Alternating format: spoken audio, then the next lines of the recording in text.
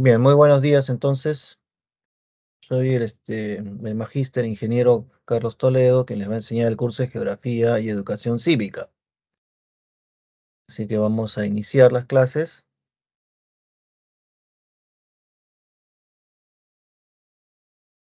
También soy profesor de la Escuela Académico Profesional de Ingeniería Geológica de la universidad. Así que vamos a iniciar, pues voy a compartir la primera parte es el curso de Geografía.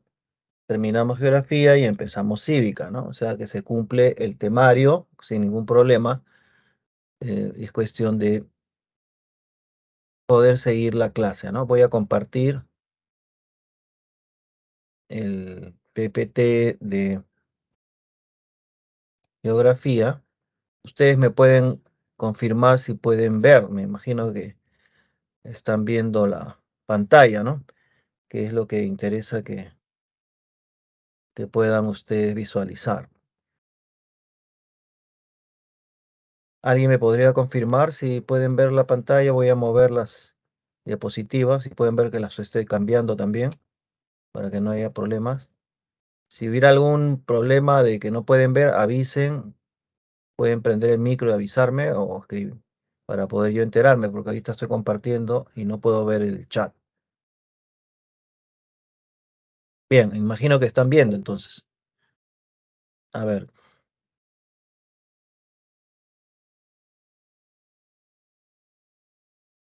sí pueden ver, sí se ve, muy bien, se escucha todo bien, ya perfecto, excelente. Entonces voy a compartir de nuevo. Voy a compartir de nuevo, pues ahora que me han confirmado que sí se podía ver, ¿no? Bien, entonces voy a compartir de nuevo el PPT de geografía y vamos a iniciar. Bien, entonces aquí vamos a la primera parte, es hablar el concepto de geografía, el espacio geográfico, geosistema, líneas imaginarias y coordenadas geográficas, ¿no? Entonces acá tenemos que la geografía etimológicamente, o sea, hablando del origen de la palabra, viene del griego, de dos vocablos, voces griegas, geo, tierra, y grafía, descripción. Eso quiere decir que para los griegos, pues la geografía era descripción de lo que veían en la superficie terrestre, es decir, montañas, valles, etcétera. Describir simplemente señalar elementos, ¿no? De lo que uno ve en este caso en la superficie de la Tierra. No están ellos explicando el origen del valle, ni el origen, ni las causas que originan una montaña, eso no lo están haciendo.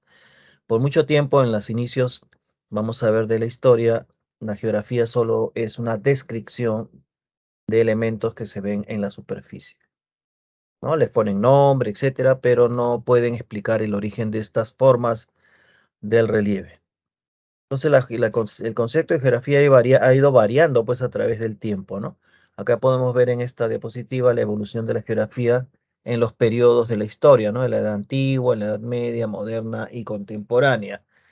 Entonces podemos ver, por ejemplo, que en la Edad Antigua em, el carácter pues de la geografía es netamente descriptivo. Se tiene en la Edad Antigua, por trabajos de los griegos, la noción de esfericidad, de que la Tierra era esférica, ¿no? No hay que confundir esfera con redondez, ¿no? Por ejemplo, un plato tiene la forma redonda, pero no es una esfera. La Tierra más bien tiene una forma esférica, ¿no? O tiende a ser esférica. No es una esfera perfecta, pero tiene una forma esférica. Los griegos ya sabían de esto, tenemos algunos trabajos de ello, ¿no? Se calcula incluso la circunferencia terrestre, como el caso de los aportes del griego Hecateo, Aristóteles y Eratóstenes, donde se advierte que la Tierra es una superficie curva, ¿no? O una redondez. Entonces, eso en cuestión a la superficie terrestre, ¿no?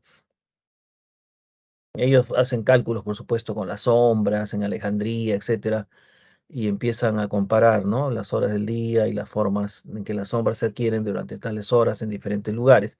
Así van ellos percatándose de que la superficie terrestre es esférica, ¿no? Luego tenemos en la Edad Media el carácter de la geografía sigue siendo descriptiva.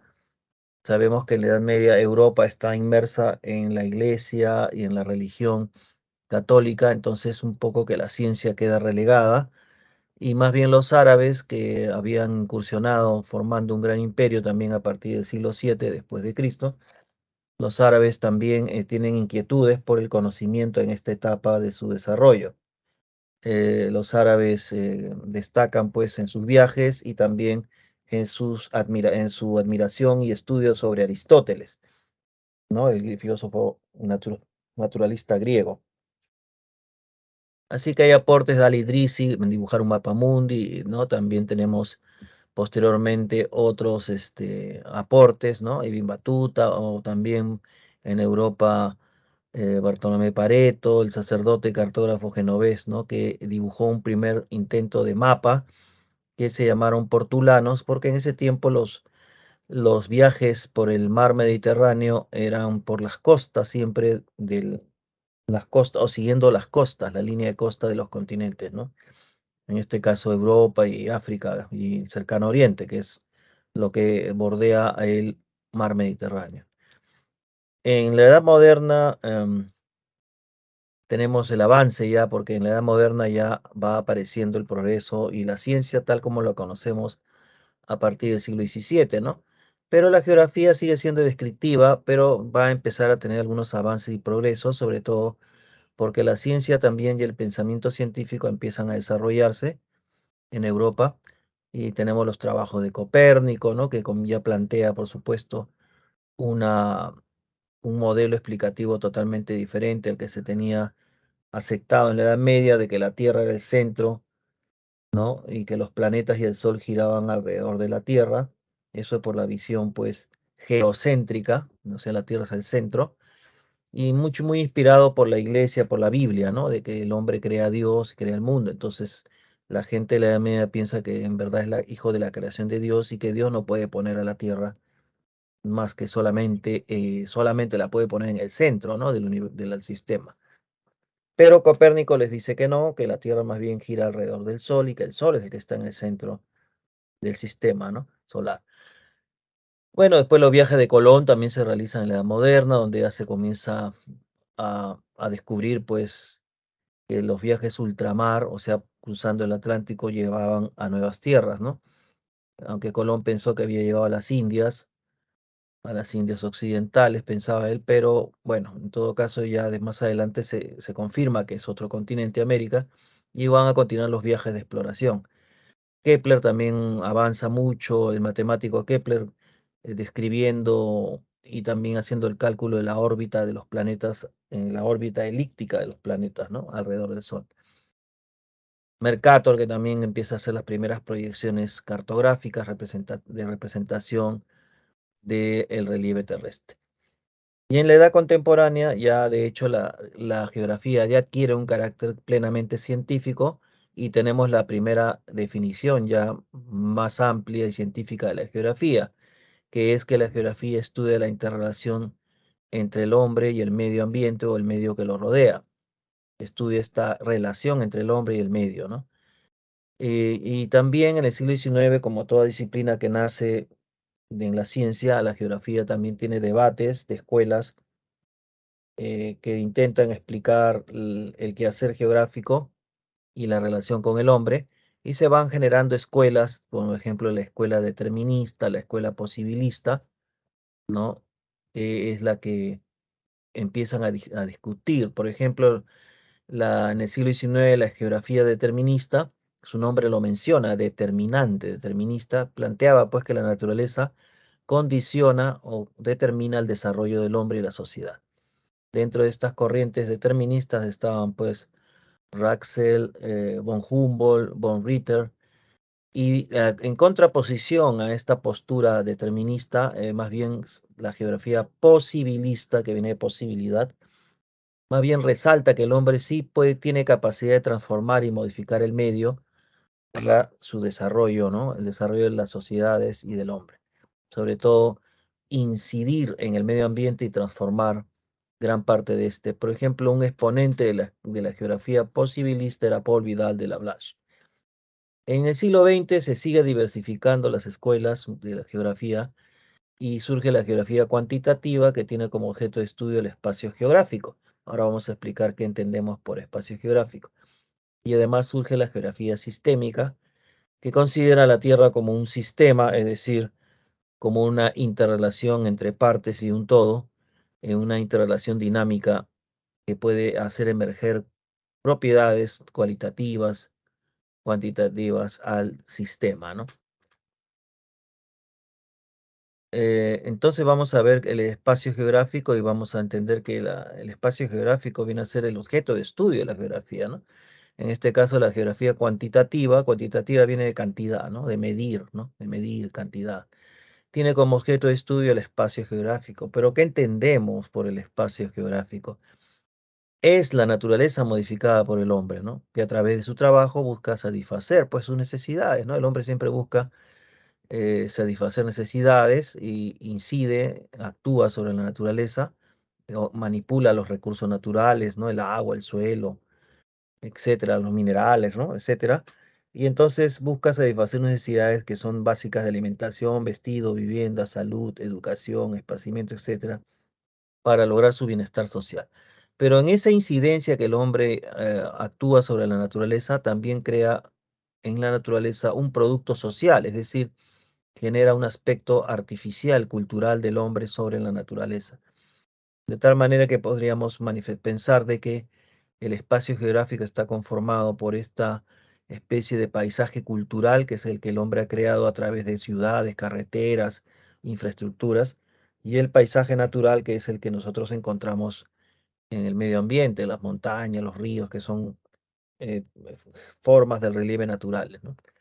Por eso que vemos en la fotografía que hay un paisaje natural como las pampas de Virú y que nosotros podemos modificar, ¿no? Por ejemplo, el proyecto Chavimochic es un proyecto de irrigación de las pampas en la costa peruana para poder convertir muchas de estas áreas de pampas, que son áreas entre los valles de la costa, para convertirlas en zonas de cultivo. Entonces el hombre transforma el medio y lo convierte en un escenario pues de productivo y productor de alimentos para satisfacer sus necesidades, ¿no? De eso tenemos también el concepto entonces de geosistema, ¿no? El geosistema nace de la idea de la geografía sistémica, que tiene como objeto de estudio el geosistema. Entendemos geosistema al planeta Tierra. Es que nosotros hemos dicho que el concepto de sistema o sistémico es la relación entre el todo y las partes que la conforman, que es una relación dinámica, no es estática. Entonces, geosistema como concepto es una unidad funcional donde se da pues un sinfín de fenómenos, producto de qué? De la interacción entre sus elementos. Pero ¿cuáles son estos? Son entidades y subsistemas. Las entidades son las que conforman el geosistema, abióticas, o sea, inorgánicas, como las rocas, los minerales, bióticas, como son todas las formas de vida que hay sobre la superficie terrestre, y antrópicas, que se refiere específicamente al hombre. Antropo en griego es hombre, ¿no? Ahora, eso es para darnos un lugar especial, ¿no? Como elemento modificador que incide sobre la naturaleza o el relieve terrestre, ¿no? Pero la Tierra también se divide en subsistemas, ¿no? O partes que interactúan entre sí, la litosfera o la corteza, la sociosfera, que es las organizaciones del ser humano en sociedad, hidrosfera, las masas de agua, biosfera, toda la vida que hay en la superficie, y la atmósfera, la masa de gases que envuelve a la Tierra.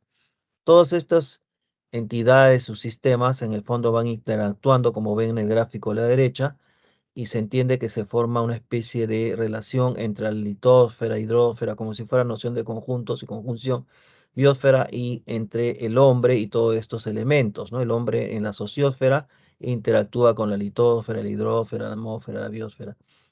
Y a la vez hay como un sistema donde ingresan insumos a este sistema y se procesa internamente y hay salida o productos.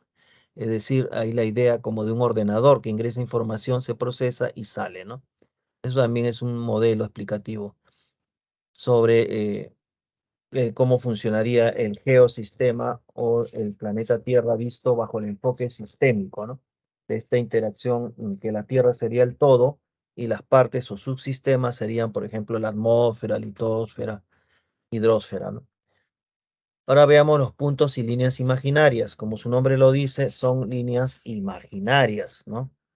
Es decir, esto no existe en la realidad, pero el ser humano hace una abstracción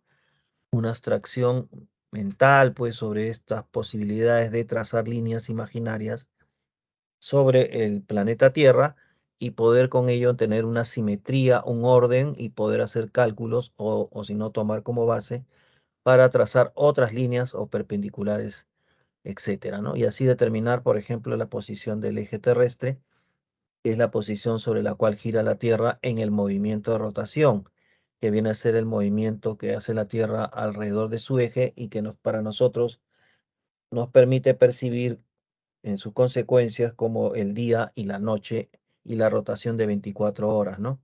Una vuelta completa. Entonces, a partir de esta idea de que la Tierra gira sobre su eje, ahora queremos determinar la posición del eje, en forma imaginaria nosotros podemos ver y que ya que gracias a Kepler sabemos de que la Tierra gira alrededor del Sol, igual que los otros planetas, y genera una ruta u órbita de forma elíptica, como una elipse, es decir, como si fuera una aceituna, ¿no? La forma de una aceituna, una elipse. Pero también nosotros vemos de que en esa órbita terrestre la Tierra va formando un plano imaginario que se traza dentro de la órbita elíptica de la Tierra. Es decir, es un plano imaginario eh, que podemos nosotros hacer que cruce imaginariamente o corte imaginariamente a la Tierra en dos partes o hemisferios. Hemisferios significa dos partes de la esfera. Entonces, como ven en el dibujo, esta órbita terrestre y el plano contenido en la órbita terrestre, o sea, el plano que se crea dentro de la órbita elíptica, el plano se llamaría eclíptica. La ruta o la órbita es la elíptica, pero el plano dentro de la órbita, el plano imaginario es la eclíptica. Si ponemos de perfil la órbita terrestre, veríamos el plano de la eclíptica como una línea horizontal, como estamos viendo en el dibujo. Y esta línea horizontal, que es la ruta, ¿no? El plano la eclíptica, que es el plano que está dentro de la órbita terrestre en forma imaginaria, es como si ustedes imagínense un cuaderno. Ustedes tienen un cuaderno y la forma del cuaderno es un rectángulo, ¿no? Ustedes pasan el dedo, por ejemplo, sobre el borde del cuaderno y se dan cuenta que están formando una figura rectangular. Pero dentro de la figura rectangular está el plano del cuaderno, quiere decir el cuaderno en sí mismo. Eso es un plano dentro de la figura rectangular. Es igual, la órbita terrestre es una elipse, pero el plano dentro de la órbita se llama eclíptica. Esta eclíptica vista de perfil se ve como una línea que corta imaginariamente a la Tierra, como ustedes pueden ver ahí, y sobre esta línea imaginaria formada por el plano de la eclíptica ya tenemos a la Tierra dividida en dos partes, ¿no? Dos hemisferios, norte-sur. Pero también podemos trazar una vertical o una perpendicular al plano de la eclíptica. Por eso que tenemos aquí, dice perpendicular, esta línea vertical segmentada, va cruzando en forma vertical y cortando al plano de la eclíptica, formando ya un eje de cuadrantes, ¿no? Ustedes saben que la esfera es 360 grados, pero cuando ya se formamos el plano más la perpendicular al plano de la eclíptica, vamos a tener cuadrantes. Y es allí donde vamos a tener de 0 a 90, ¿no? Los cuadrantes, vamos a poder determinar que el eje terrestre es la línea diagonal que ven ustedes dibujada ahí, que cruza por el centro de la Tierra, digamos imaginariamente entre el plano y la vertical, o el perpendicular al plano de la eclíptica, cruza esta línea diagonal. Y como sabemos que el cuadrante es de 0 a 90 grados, podemos calcular el ángulo del plano, del ángulo que se forma con el eje terrestre. Y vemos que este ángulo de inclinación del eje terrestre con relación a la vertical o perpendicular al plano de la eclíptica es 23 grados 27 minutos. Estamos hablando de sistema sexagesimal o 360 grados de la circunferencia. Entonces vemos de que la posición del eje de la Tierra es 23 grados 27 minutos, un ángulo formado con relación a la perpendicular al plano de la eclíptica. Como sabemos que el cuadrante es 90 grados, entonces el complemento de estos 23 para llegar a 90 sería 66 grados 33 minutos. Y tenemos entonces que la inclinación del eje se ha determinado con 23 grados 27 y para el complemento tenemos 66 grados 33 para que sumen los 90 grados, ¿no?, del cuadrante. Bien, ahora ustedes dirán, ¿para qué sirve todo esto, no? Primero que con estas figuras imaginarias o líneas imaginarias hemos podido determinar el ángulo de inclinación del eje de la Tierra. O sea que la Tierra gira sobre su eje, pero no sobre un eje vertical, como ustedes ven, sino sobre un eje inclinado en 23 grados 27 minutos. Y ahí la Tierra gira un poco inclinada. Ahora, si nosotros trazamos, ahora sí, que tenemos la diagonal que es el eje terrestre, trazamos una perpendicular al eje terrestre, entonces vamos a tener la línea ecuatorial. Y ahora sí vamos a tener la Tierra dividida en hemisferios, ¿no? El ecuador, que es la línea perpendicular al eje de la Tierra, va a dividir la Tierra en norte y sur, hemisferio norte y sur. Y ya sabemos también que en este caso tendríamos la determinación del eje de la Tierra, que nos va a decir cuál es norte y cuál es sur, y cuál es este y cuál es oeste, ¿no? Eso se va a ver mejor aquí. Aquí, por ejemplo, podemos ver cuáles son las consecuencias de la inclinación del eje terrestre, ¿no? Y el hecho de que la Tierra también gire alrededor del Sol. O sea, el movimiento de traslación se llama eso, ¿no? Cuando la Tierra gira alrededor del Sol, es el movimiento de traslación. Por eso nos dice aquí, ¿cuáles son las consecuencias de la inclinación del eje terrestre? O sea, esa inclinación 23 grados 27 minutos. ¿Cuáles son las consecuencias de la inclinación del eje terrestre y el movimiento de traslación? ¿Qué cosa originan estos dos características? Originan, como vemos, la desigual distribución, ¿no?, de la luz y el calor. Eso sí, nosotros lo percibimos como las estaciones. O sea, en verano tenemos más calor, en invierno menos temperatura y así, ¿no? O sea, las cuatro estaciones se originan por esta desigual distribución de la luz y el calor debido al movimiento de traslación y al ángulo de inclinación del eje terrestre.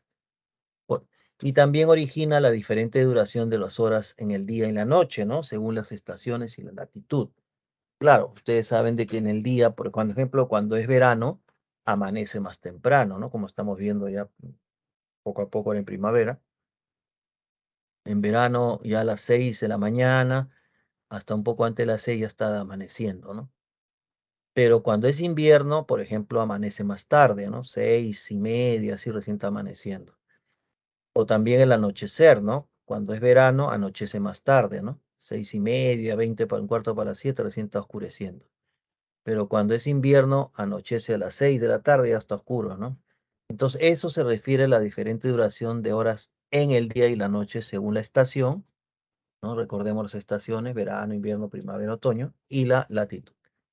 Aquí podemos ver en este gráfico, por ejemplo, cómo aquí el 21, por ejemplo, de diciembre, del 21 o 22 de diciembre, empezaría lo que nosotros para el hemisferio sur, donde se encuentra el trópico de Capricornio, porque las líneas imaginarias son la línea ecuatorial que divide la Tierra en norte y sur, y la línea ecuatorial se concibe como 0 grados, ¿no? Entonces la latitud sería de 0 a 90 grados al norte hasta el polo y 0 a 90 grados al sur. Y los trópicos se encuentran a 23 grados 27 minutos. En el caso de la latitud o hemisferio sur, se llama trópico de Capricornio. En el caso de el hemisferio norte, que también se encuentra a 23 grados 27 latitud norte, sería el trópico de Cáncer, como vemos aquí. Y por ejemplo, aquí vemos que en diciembre 21-22, en el hemisferio sur, donde estamos nosotros, se inicia el verano, ¿no? Por eso nosotros en Navidad estamos en verano. Pero en el hemisferio norte, ustedes ven en el dibujo, más bien se inicia el invierno. Por eso que la Navidad que nosotros vemos en la forma comercial, vemos que en Navidad abundan las imágenes del Papá Noel, del trineo, la nieve, eso porque es una Navidad del hemisferio norte, no es una Navidad del hemisferio sur. La imagen comercial de Navidad, digamos, Papá Noel, el trineo, los renos y todo eso, La nieve, muñeco de nieve, todo eso corresponde a la Navidad del Norte. Nosotros estamos en verano, más bien. Quiere decir que las estaciones son opuestas, ¿no? Cuando nosotros estamos en verano en el sur, en el norte están en invierno. Ahorita, por ejemplo, nosotros estamos acá debajo, 23 de septiembre, estamos primavera en el sur y en el norte están en otoño. Luego, cuando nosotros estemos en otoño en el sur, en el norte están en primavera, y cuando es 21 de junio, 22 de junio, nosotros en el sur estamos en invierno y en el hemisferio norte están en verano. Por eso es que uno tiene que saber cuando va a viajar, por ejemplo, si que estamos en el Perú, está en el hemisferio sur. Supongamos que estamos entrando, quiero viajar el 28 de diciembre, por ejemplo, yo ya sé que estoy en verano acá. Pero si me voy a ir a Estados Unidos o a Europa, me voy a dar cuenta que ya están en invierno, o sea, tengo que llevar ropa adecuada porque voy a llegar en otra estación allá. Entonces es importante saber esto, ¿no? Para los viajes, etcétera. Bien. Ahora veamos estamos en el capítulo de puntos y líneas imaginarias. Bueno, acá hemos visto la línea imaginaria del plano de la eclíptica, la vertical y la línea imaginaria del eje terrestre, ¿no? Y estamos viendo ahora cómo esto genera las estaciones con el movimiento de rotación.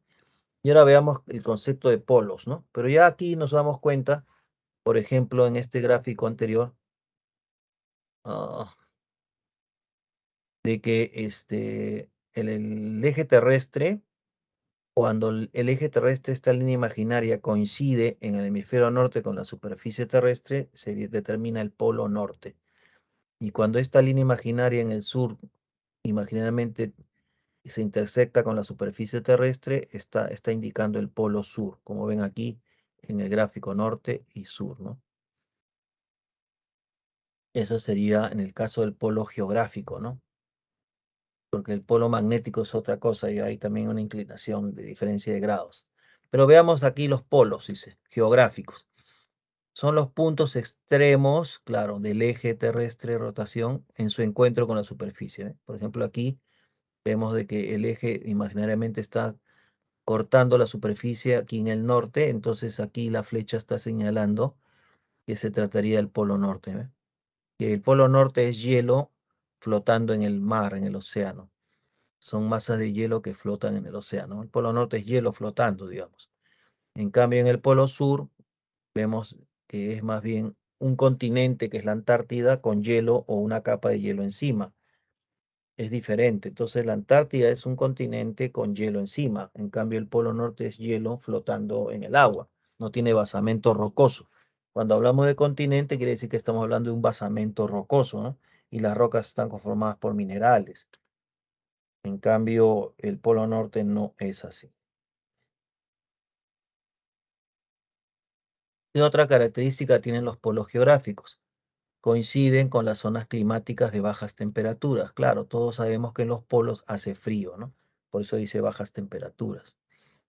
También el polo representa la máxima latitud, recordando de que el ecuador es 0 grados, la línea que corta en la Tierra en norte y sur es 0 grados, y la latitud siempre va de 0 de Ecuador hasta máximo 90 grados en los polos. No hay latitud mayor de 90 grados. Y los días y las noches, en el caso de los polos, se prolongan hasta por 6 meses respectivamente durante las estaciones. ¿A qué se refiere esto? Eso le llaman el día artificial. Supongamos aquí, recordemos nuevamente en el caso del hemisferio sur, o sea, hablemos del polo sur que corresponde al hemisferio sur. Si estamos en primavera, como estamos ahorita, 23 de septiembre empezó, entonces estamos viendo que el hemisferio sur está siendo más iluminado por el sol, por lo que la inclinación del eje así lo determina. Y cuando llega, o sea, son 3 meses cada estación son 3 meses, ¿no? 3 por 4, 12, que serían las 12 meses del año. Entonces tenemos 4 estaciones. 3 meses de la estación de primavera en el sur, más 3 meses de la estación de verano en el sur, serían los 6 meses en el cual el polo sur o la Antártida se encuentra mayormente iluminado. Y en el caso del verano, ya se encuentra en día artificial, que quiere decir que ahí no va a anochecer, no va a oscurecerse como una noche, sino máximo se llega a penumbra. Por eso en el hemisferio, en este caso sur de la Antártida, en primavera y verano, está iluminado, ¿no? Todo el hemisferio sur. En cambio, el norte, el hemisferio norte, estaría en penumbra 6 meses, o sea, no es noche como la conocemos, sino penumbra es como claro oscuro, como cuando está empezando a anochecer, así se queda el cielo ahí en el polo, ¿no? Cuando es 3 meses de invierno y de otoño, ¿no? Ahora,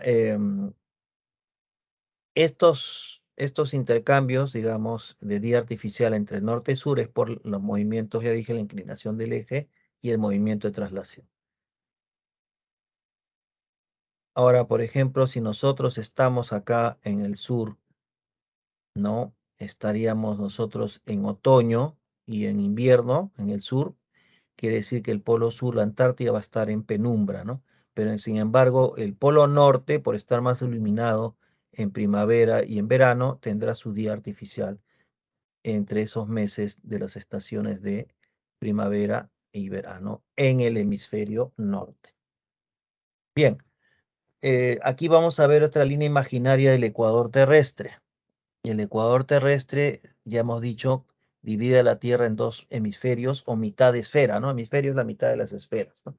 Como cuando cortamos una naranja por la mitad, ¿no? Dos tapas, ¿no? Esferas, hemisferios, norte y sur.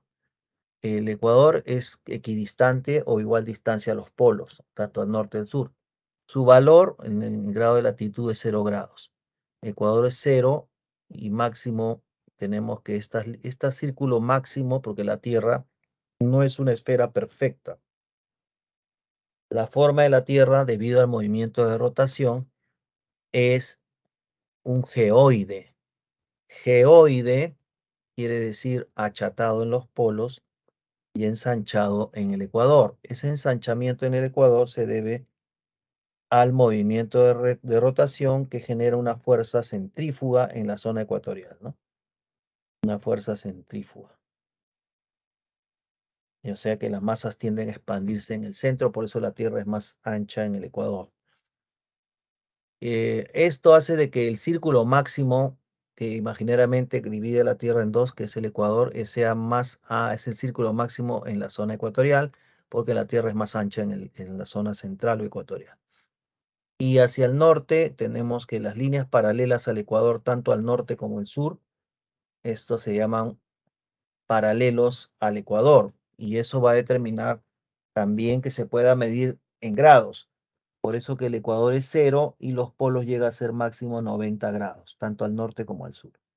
La latitud vendría a ser cualquier distancia del punto de la Tierra con relación a la línea ecuatorial. Y esa distancia solo puede estar entre 0 grados y 90 grados. No puede haber latitud mayor de 90 grados.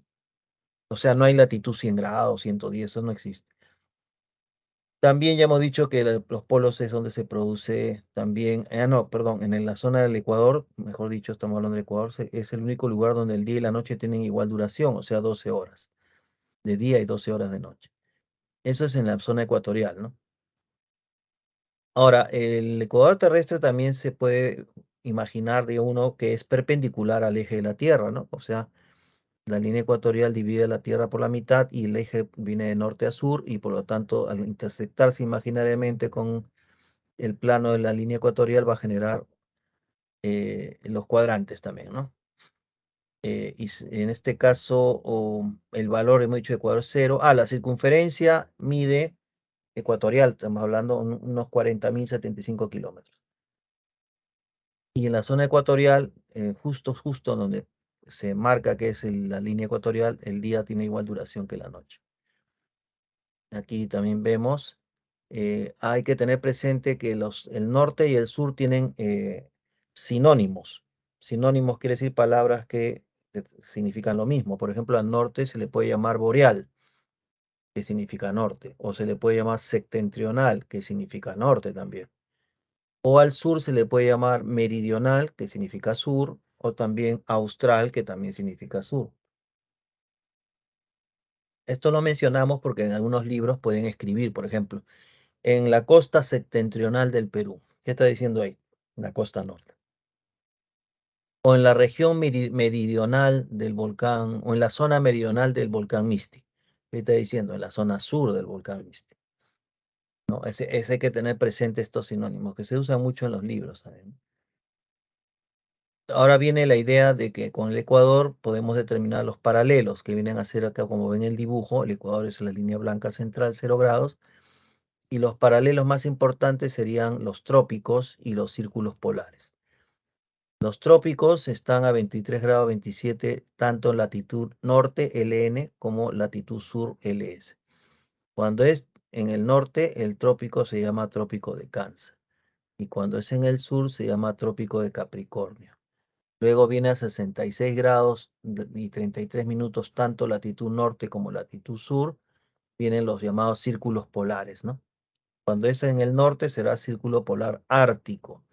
Y cuando es en el sur se le llama círculo polar antártico, por la Antártida.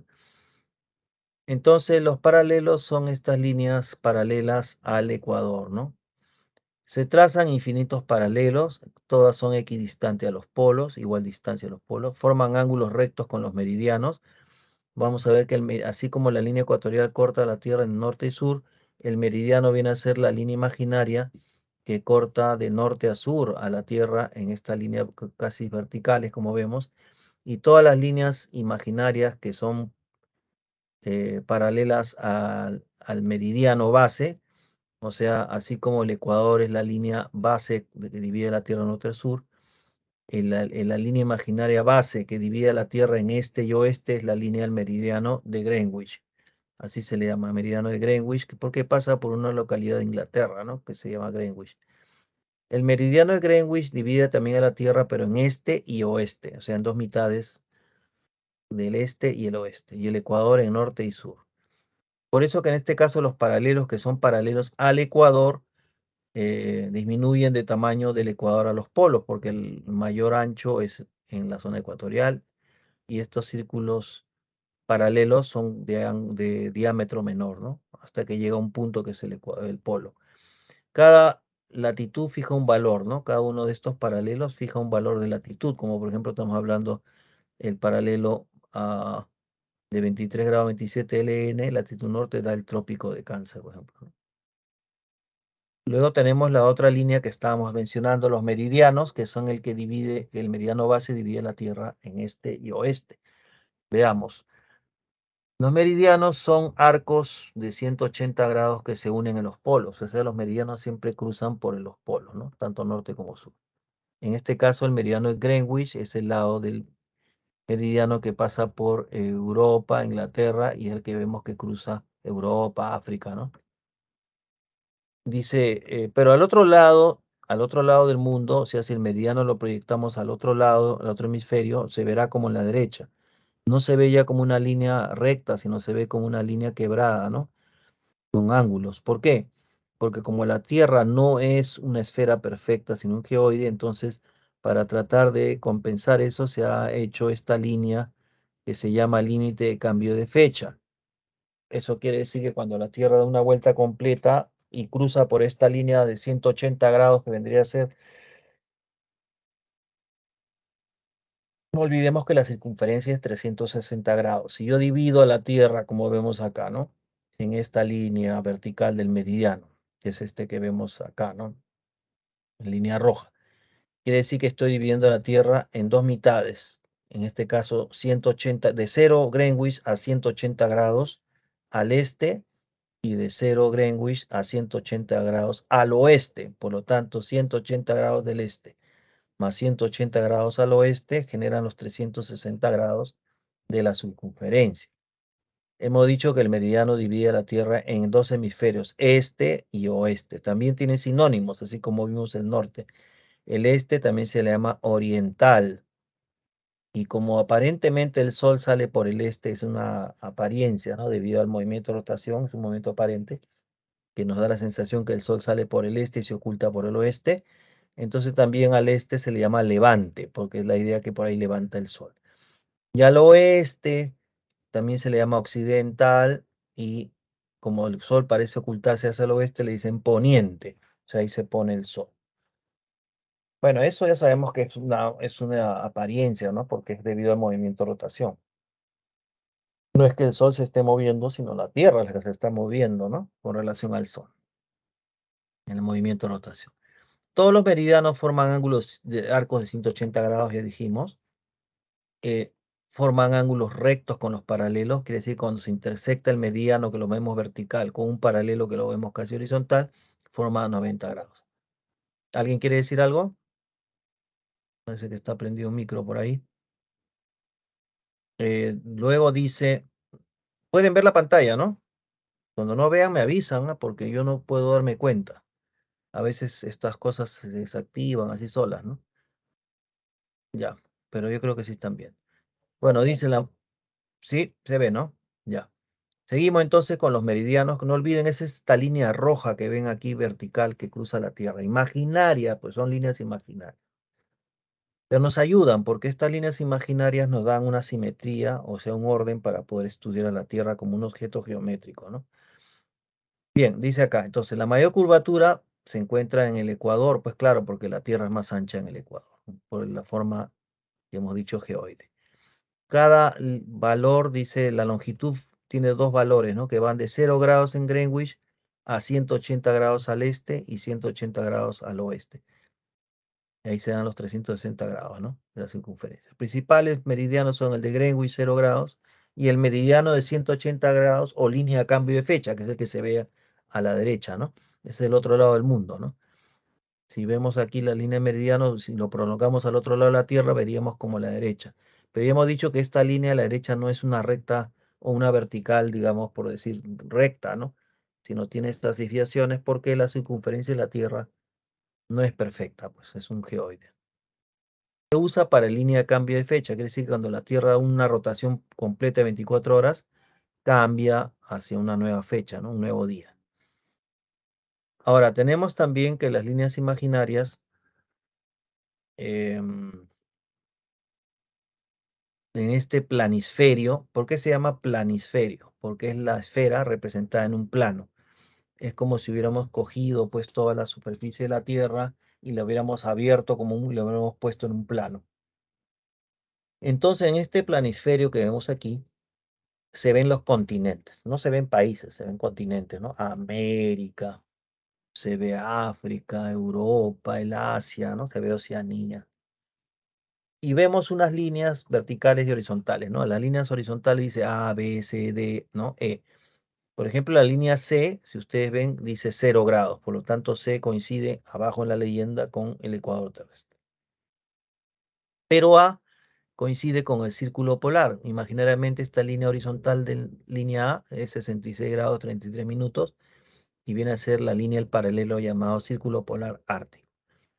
B viene a ser la línea horizontal paralela al ecuador, que es a 23 grados 27 minutos y que sabemos que se llama trópico, pero en el norte es trópico de, como vemos aquí, Cáncer. Luego viene C, que es 0 grados Ecuador, debajo D, que viene a ser 23 grados 27, pero en el hemisferio sur, y eso llamamos trópico de Capricornio. Y E, que viene a ser a 66 grados 33 minutos en el sur, se le llama círculo polar antártico, ¿no? Y el F, que es la línea vertical que vemos aquí, viene a ser, la línea vertical viene a ser la línea del meridiano base o meridiano de Greenwich, que es 0 grados, ¿no?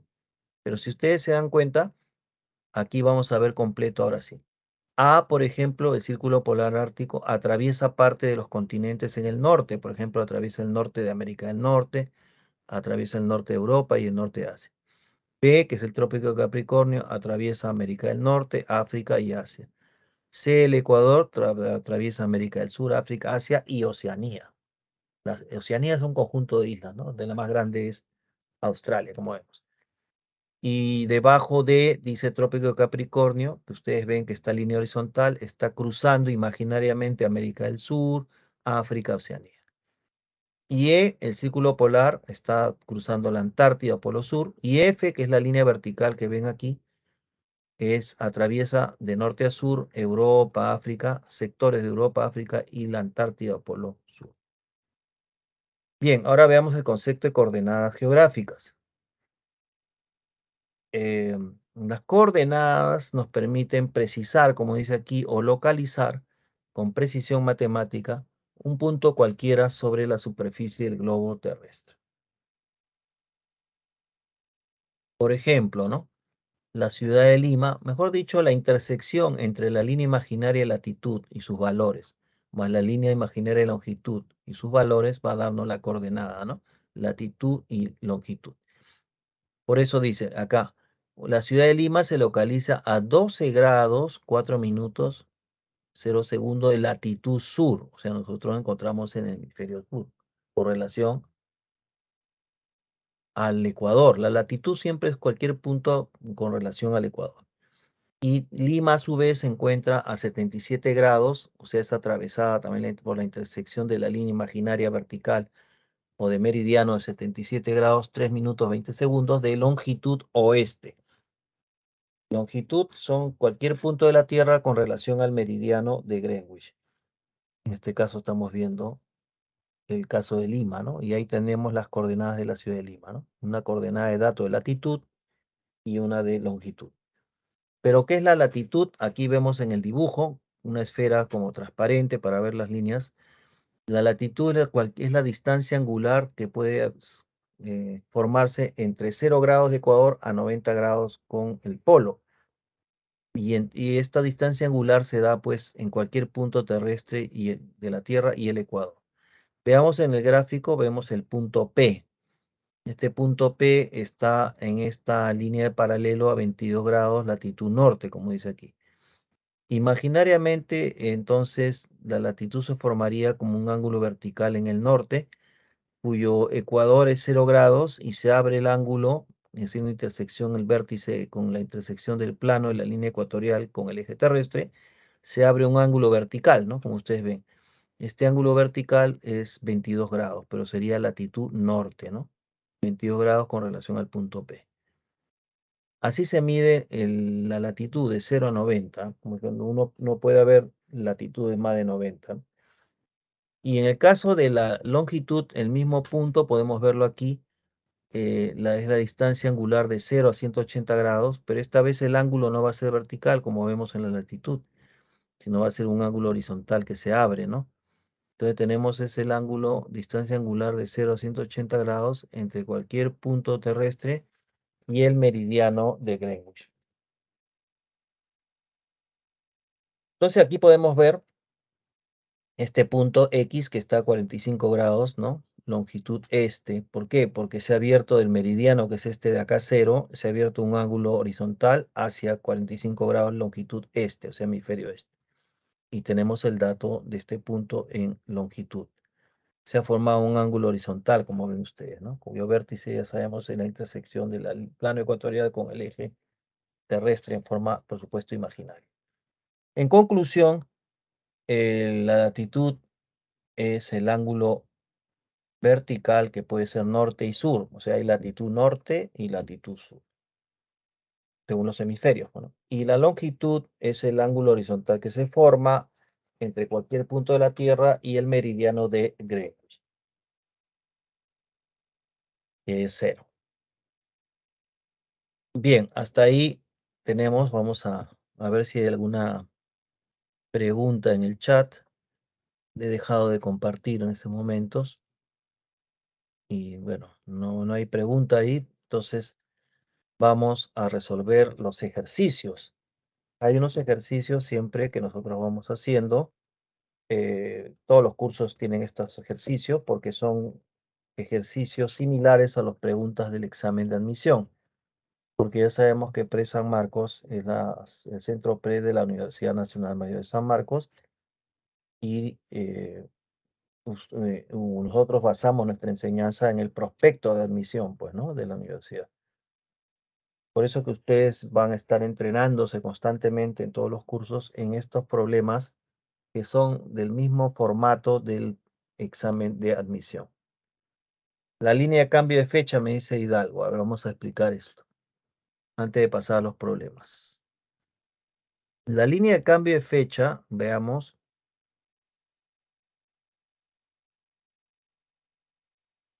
Primero tenemos que partir de que la Tierra no es una esfera perfecta, ya hemos dicho. La Tierra es un geoide achatado en los polos, como ven aquí. Acá en el gráfico ven una línea punteada, una esfera perfecta, ¿no? Pero la Tierra no es así, es achatada en los polos y ensanchada en el ecuador. ¿Por qué tiene esa forma geoide? Porque el movimiento de rotación genera una fuerza centrífuga en la zona central ecuatorial que hace que el centro se ensanche, ¿no? Por la fuerza centrífuga. Ahora, el cambio de fecha se da porque la superficie terrestre no es perfecta, hemos dicho, no es una esfera perfecta. El meridiano sí, aquí lo podemos ver, el meridiano de Greenwich es una línea sí recta, vertical recta, perfecta, pero cuando vamos a la vuelta de la Tierra, la su prolongación, como sabemos de que la Tierra no es ni siquiera simétrica en el sentido que sea un geoide perfecto, sino que es mucho más achatado en el norte, en el sur que en el norte. Entonces, cuando queremos hacer ese trazo para hacer una verdad 180 grados al este al oeste, vemos de que no podemos hacerlo como línea recta en el otro lado, línea de cambio de fecha, serían así segmentado anguloso para poder cumplir en todos sus puntos el 180 grados. De esa manera, cuando la Tierra da una vuelta completa y cruza, llega a pasar, digamos, por esta línea de 180 grados, que no es una recta perfecta, sino es media angulosa, va a generar el cambio de día, ¿no? De un día a otro, 24 horas a un nuevo día. Ahora, lo que yo sé que seguramente genera cierta confusión es por qué esta línea del cambio de fecha se ve angulosa, no se ve como una línea totalmente recta, sino se ve como una línea que tiene ángulos. Vuelvo a repetir, eso obedece a que la superficie y forma de la Tierra no es simétrica, no es un geoide perfecto, ya no es un geoide perfecto, es irregular en realidad. Por eso tenemos que forzar aquí para cumplir con el cambio de la hora que viene a ser de un día a otro, ¿no? A eso se refiere esta línea de cambio de fecha, que es la prolongación del meridiano de Greenwich al otro lado del mundo, ¿no? Como ven aquí en la izquierda se ve. A ver, un ratito, no sé si por acá.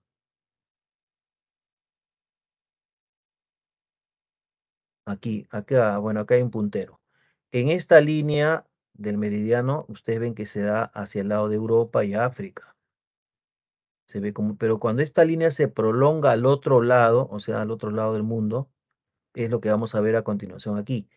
Pero como la superficie de la Tierra no es perfecta, sino asimétrica, la línea va a tener que tener estas sinuosidades o ángulos para poder cumplir con el cambio de la hora en 180 grados de una vuelta completa de la Tierra.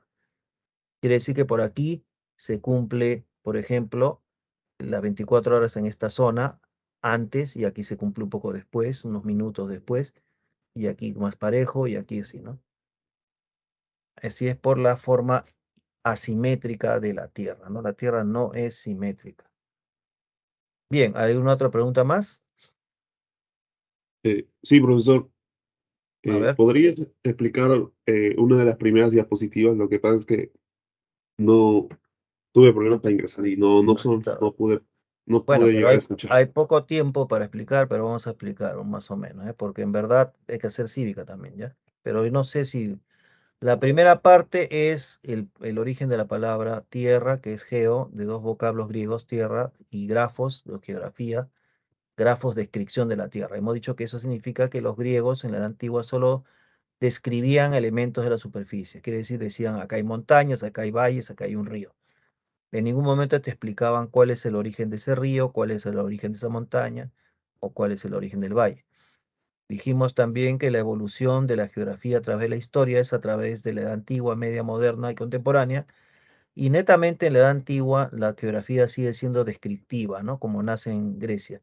En la Edad Media mantiene su carácter descriptivo en Europa, pero los árabes que también invaden la zona de Europa en España van a conocer eh, la geografía, pero los aspectos naturalistas de las publicaciones o estudios de Aristóteles. En otras palabras, los árabes sí van a valorar y van a continuar un poco el aspecto de observación de la naturaleza por hacer los estudios de la obra de Aristóteles. Y en la Edad Moderna ya nace la geografía como ciencia, porque la ciencia moderna nace pues en la Edad Moderna del siglo XVII, la ciencia como la conocemos con un método científico, y se dan los viajes de Colón y todo, ¿no? Copérnico que habla de la teoría heliocéntrica, que la Tierra gira alrededor del Sol, Colón que hace su viaje y va a demostrar después, se va a confirmar que la Tierra es una esfera, ¿no? Etcétera. Ya en la edad contemporánea, la geografía ya tiene un concepto, ya una definición, como la conocemos, que ya tiene un carácter científico, porque busca explicar los procesos que forman los diversos aspectos del relieve terrestre, y entonces se define la geografía como la interrelación entre el hombre y el medio ambiente, la relación o interrelación del hombre con el medio que lo rodea. Y hablamos de que ya en el siglo XIX surgen escuelas de geografía que discuten y debaten entre sí, porque la ciencia es común que esté en debate constante, en discusión académica, ¿no? En la ciencia no hay verdades absolutas, pues hay discusión siempre y generación de conocimiento que nos ayuda a explicar aspectos de la realidad. En el caso de la geografía se crea la escuela determinista, que como su nombre lo dice, determina, es decir, plantea que el hombre está determinado por la naturaleza, se encuentra condicionado. En cambio, la geografía posibilista, como su nombre lo dice, posibilidad, plantea más bien que el hombre sí transforma, interactúa exitosamente con el medio ambiente para transformar. Como ven, los dos tienen algo de verdad, ¿no? Y en el siglo XX ya surge la geografía cuantitativa, que tiene como objeto de estudio el espacio geográfico, y la geografía sistémica, que obedece a la visión sistémica de la Tierra, considerando que la Tierra es un gran sistema dividido en subsistemas, que vienen a ser la atmósfera, la hidrósfera y la litosfera, ¿no? Y el espacio geográfico viene a ser esta relación de elementos que existen entre lo que el hombre construye o actúa, elabora sobre la superficie y la naturaleza en sí misma. Por eso que el espacio geográfico está dividido en dos paisajes. Paisaje cultural, que es lo que el hombre construye, carreteras, ciudades, ¿no? Y paisaje natural, que es lo que la tierra en sí misma ofrece, ¿no? Valles, montañas, etc. Por ejemplo, aquí se ve cómo el hombre interactúa, ¿no? Las pampas son naturales en la costa, áreas desérticas entre los ríos, valles, y las pampas, cuando se ejecuta un proyecto de irrigación, se pueden convertir en áreas agrícolas, como vemos en la foto. Bien, eso sería la primera parte, ¿no? Bien, vamos ahora a pasar a cívica, ¿no? Porque tenemos que avanzar también cívica. Si es que no hay otra pregunta o si no, ya... Ah, vamos a hacer los ejercicios, perdón. Los ejercicios antes de pasar a cívica. En geografía ustedes tienen ahí unos ejercicios. Les voy a poner las claves y para poder, perdón, acá otra vez se va a compartir, para que ustedes puedan, copiar las respuestas y de allí, ahí está. Copien estas claves que son las respuestas de las preguntas y vamos a resolverlas rápidamente, ¿no? El ejercicio 1, la respuesta es C, C de casa. Ejercicio 2 es B de botella. 3, D de día. Y 4, E de esperanza, por ejemplo, ¿no? Ya. Ahí tienen, tomen foto o copien para poder ahora hacer el ejercicio, ¿no? También en la separata ustedes tienen un glosario que es como un diccionario, ¿no? De algunas palabras que les recomiendo leerlo. Bien, si ya copiaron las respuestas, 1C, 2B, 3D y 4E. Bien, vamos a resolver la 1. Dice, sobre la evolución de la geografía a través de las diferentes edades de la historia, determina el valor de verdad o falsedad de los siguientes enunciados, ¿no? Y nos dice que la respuesta es la letra C, ¿no? La respuesta es C. Quiere decir que 1 y 2 es verdadero y 3 y 4 es falso. ¿Qué es verdad con relación a las edades de la historia, ¿no? La geografía a través del tiempo? Uno, que durante la edad antigua se calculó la circunferencia terrestre. Claro, eso lo hicieron los griegos, como vimos, ¿no? Hecateo, etc. Es verdad. Dos, que el determinismo geográfico devalúa las capacidades humanas. Claro, subestima, pues, porque el determinismo dice que el ser humano está condicionado determinado por la geografía o los aspectos naturales, ¿no? ¿Qué es falso? La 3 y 4. Falso es que los mayores avances cartográficos se dieron en la Edad Media. No, pues, y eso es mentira, porque en la Edad Media no hubo mucho desarrollo de la geografía, ¿no? Y es falso que 4 a inicio de la Edad Contemporánea surge la geografía sistémica. No es a inicios, surge en el siglo XX. Recordemos que la Edad Contemporánea nace o se inicia con la Revolución Francesa, ¿no? En 1789. Quiere decir que básicamente finales siglo XVIII, XIX y XX. Y esto es falso porque la geografía sistémica no surge a inicios, que viene a ser el siglo XVIII y XIX, sino el siglo XX. Bien, el ejercicio 2 también nos dice, la Tierra no es perfecta, no es una esfera perfecta, sin embargo podemos tener la percepción contraria, ¿no? O producto de los círculos y semicírculos imaginarios que se han establecido en el globo terráqueo, ¿no? Sobre alguna de estas líneas geodésicas. Geodésicas quiere decir líneas imaginarias de más de 25 kilómetros de longitud, ¿no? Establezca la relación correcta y nos dice que la relación correcta, en este caso, es la letra B, ¿no? B.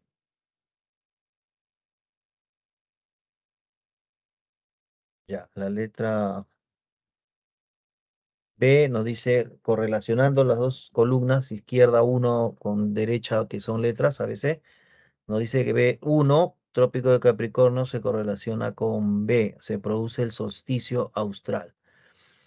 Claro, sí, pues porque Capricornio está en el hemisferio sur, ¿no? Eh, Solsticio es cuando los rayos solares caen sobre el trópico, ¿no? Y equinoccio es cuando caen sobre la línea ecuatorial. Entonces, 1 con B sí es cierto.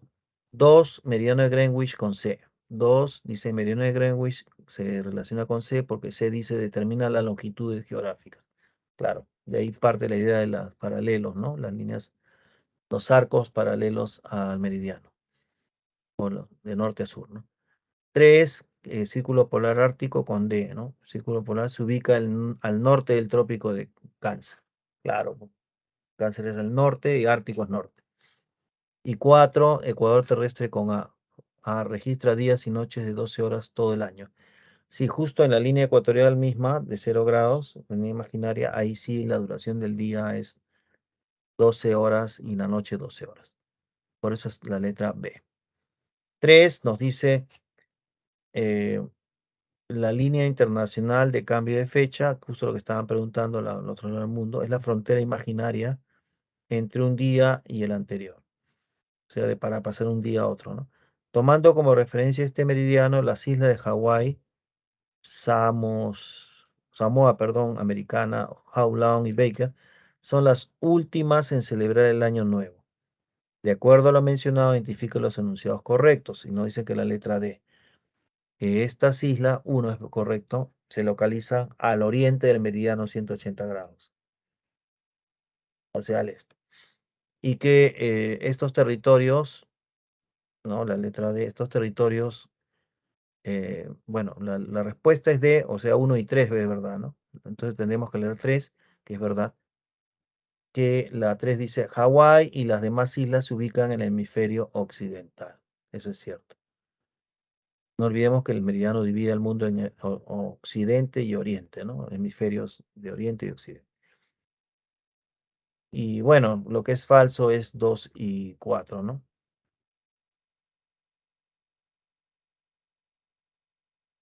Bien, esto tendríamos aquí. Y la 4, que es un ejercicio de coordenadas, ¿no? Relacionado. Dice, Machu Picchu y la muralla china son dos de las 7 maravillas del mundo moderno. Y a partir del planisferio identifica los enunciados correctos sobre las características relacionadas con la posición geográfica de estos lugares de importancia cultural para la humanidad, ¿no? Claro, Machu Picchu es cultural, hecho por el hombre, y la muralla china es hecha por el hombre, eso es cultural. Todo lo que el hombre hace es cultura, ¿no? Mejor dicho, el hombre es el único que hace cultura, ¿no? El único animal que produce objetos, artefactos culturales. Entonces nos dice que en esta pregunta, la 4, las características relacionadas con la posición geográfica de estos lugares, nos dice que la letra E, que la respuesta es 3 y 4. O sea, E3, la muralla china se encuentra más distante del meridiano base que Machu Picchu. Claro, meridiano base es Greenwich, 0. Y estamos viendo de que la muralla china está en la letra B. Para ver las distancias del meridiano que son de 0 a 180 grados al este, como ven en la parte superior. A ver si tengo el puntero acá. Ya. De 0, como ven aquí, a 180 grados al este, o sea, a la derecha ustedes del este, y 0 a 180 grados al oeste, ¿no? O sea, hacia la derecha es el este y a la izquierda es el oeste. Nos dice que B, en la respuesta que es la letra E, nos dice que 3, la muralla de China se encuentra más distante del meridiano base, o sea, del meridiano de Greenwich. Claro, el punto B se encuentra, si vemos el meridiano aquí en la parte de arriba, se ve 0, 10, 20, 30, 40, 50, ¿no? Hasta 180. B está cerca de 120. En cambio, Machu Picchu aquí, vamos a ver, se encuentra en el punto A, dice, se encuentra cerca a 70 grados, porque ya sabemos que el meridiano de Greenwich en la base 0 es 10, 20, 30, 40 hacia el oeste, ¿no? Es cierto entonces lo que dice la 3, que la muralla de China se encuentra más distante del meridiano base que Machu Picchu. ¿Cuánto más distante la muralla de China? 120 grados. ¿Y cuánto de distancia tiene Machu Picchu con relación al meridiano de Greenwich? 70 grados. O sea que de hecho 120 es mayor que 70. Y 4 nos dice que es verdad, ambos lugares turísticos se localizan al norte del trópico de Capricornio. Es cierto, pues, porque el trópico de Capricornio es a 23 grados 27 minutos, que sería por acá, ¿no? O sea, 23 grados. Entonces, Machu Picchu está al norte de 23 grados y la muralla de China también. Entonces, sí es cierto que los lugares están al norte del trópico de Capricornio, 23 grados 27 al sur.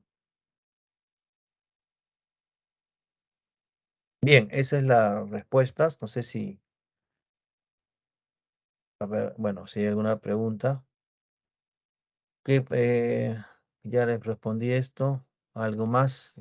Si no, pasamos hacia cívica. Si hubiera alguna pregunta, al final queda poco de tiempo, la pueden hacer, ¿no? Si es que quieren volver a preguntar algo de geografía, pero vamos a ver el tema de cívica también, que es parte de nuestro temario. Pueden ver ahí, ¿no es cierto? Ya.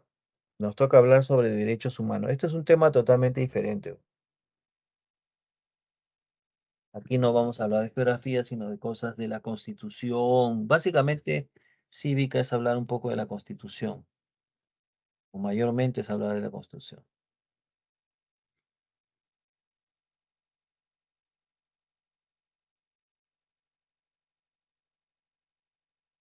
Bien.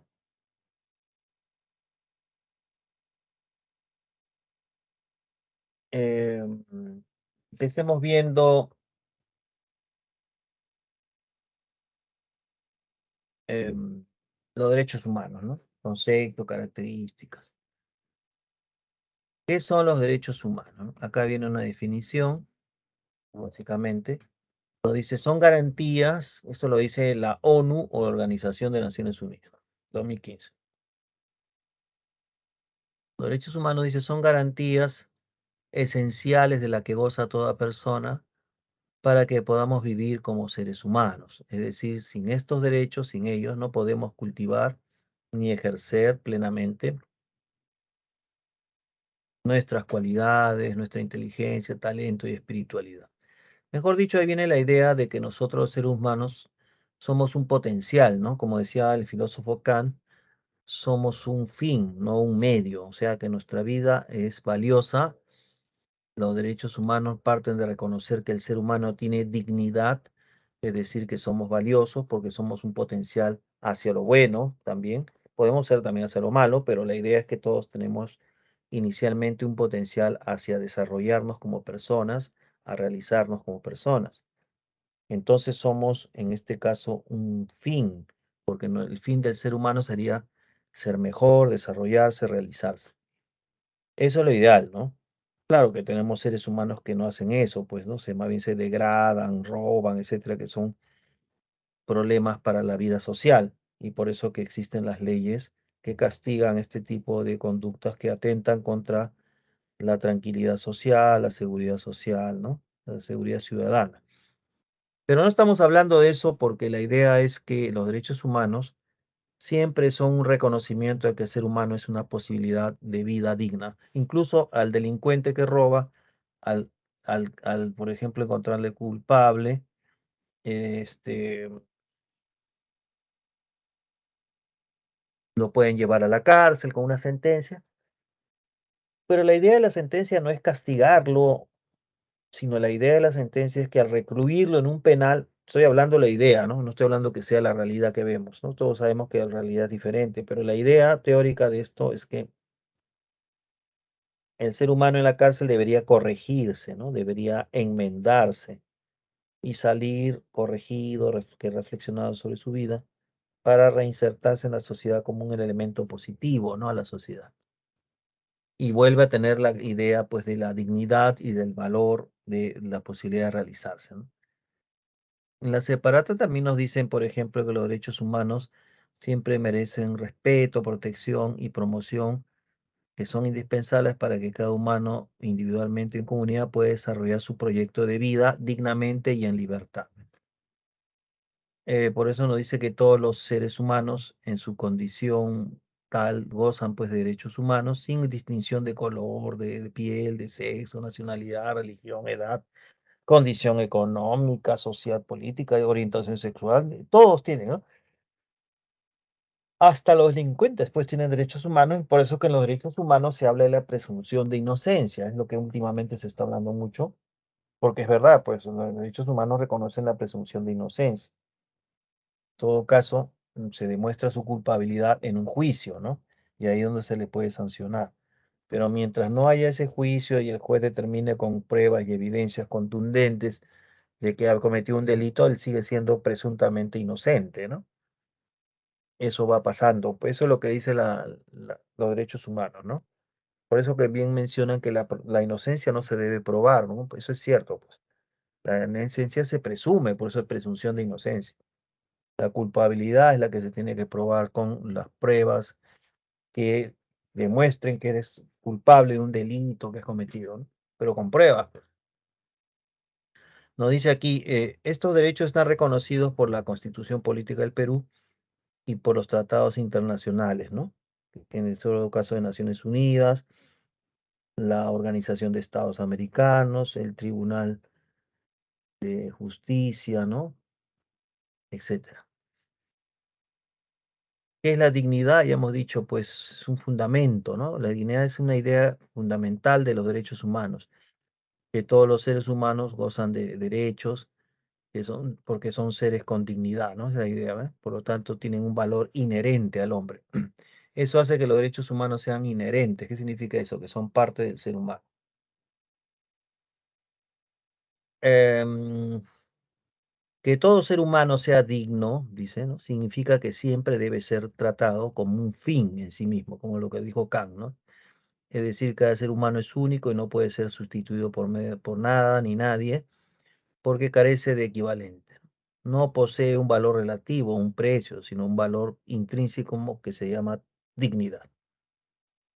¿Y qué es la libertad? La libertad es la capacidad que posee toda persona de poder obrar según su propia voluntad, pero obrar por su propia voluntad, mientras no afecte los derechos de otras personas, ¿no? De los demás. O sea, no se trata que yo puedo hacer todo lo que me da la gana, la libertad, ¿no? Como a veces se malentiende, sino más bien significa que yo puedo ejercer mi libertad, pero sin quitar o dañar la libertad de otras personas o su dignidad, ¿no? ¿Cuáles son las características de los derechos humanos?